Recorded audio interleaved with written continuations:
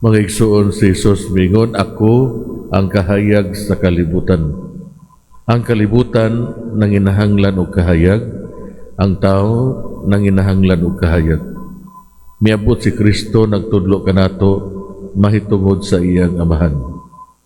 Ang iyang kinabuhi usa ka kahayag taliwala sa mangitngit nga kinabuhi nga walay katuyuan.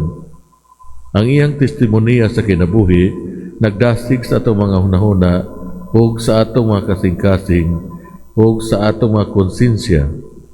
Usa ka adlaw ni ana si Jesus miingon, ako ang dalan, ang kamatuoran ug ang kinabuhi.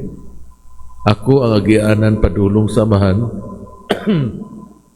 Ang tanang kabuhatan nalalang sa usa ka pulong sa amahan. Pero ang kalikupan nadaot tungod sa sala sa tao. So ang pulong nahimong tao aron sa paghimo sa tanang mga butang nga bag-o. Therefore ang tanang gilalang nga mga butang muagi kaniya kung moabot sa punto nga mopahulay sa balay sa iyang amahan.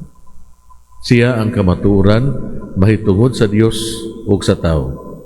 Tan-aw nato si Jesus, pamalandungan nato ang iyang kinabuhi.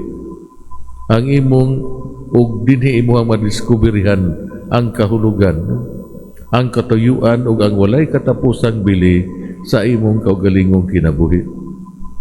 Gikan kang Hesus ikaw mahibalo kung unsa sa husto nga paggawi sa imong kaugalingon nga may kalabutan sa amahan ug sa imong isigkatawo.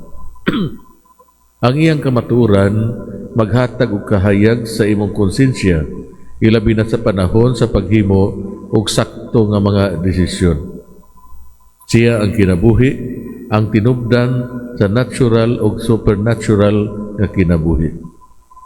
Sa Ebanghelyo ni Juan, chapter 1, verse 4, nagkanayon, diha sa pulong ang kinabuhi, ug ang maong kinabuhi, mao ang kahayag sa mga tao. So, unsa may hagit para kanato mga igsuon, nga mahimo kita nga kahayag, asin, ug igpapatubo ngadto sa mga tao nga atong mahimamat. Hinaot unta. Maindog palihog para katalingbanong pag-ampo. Mahinumduman nato ang kaluoy nga gitunol ni Jesus ngadto sa babaeng gisakpang nanapaw. Mudangop kita kaniya diha sa pag-ampo, mutuwaw kita sa pag-ingon, Ginoo nagasalig kami kanimo. Ginoo nagasalig kami kanimo.